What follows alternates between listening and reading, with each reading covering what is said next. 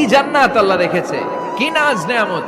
আল্লাহ বলেন লা ইয়ারাউনা ফিহা শামসা ওয়ালা জামহারিরা, এমন জান্নাত যেটার মধ্যে রৌদ্রও নাই, বৃষ্টিও নাই, শীতের প্রচন্ড ঠান্ডাও নাই।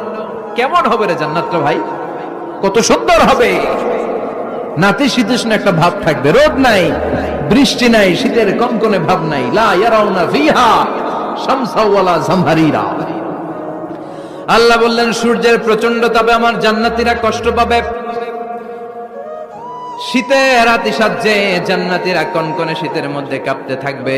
তাই জান্নাতের ভেতরে রৌদ্র নাই, জান্নাতের ভেতরে ঠান্ডা নাই।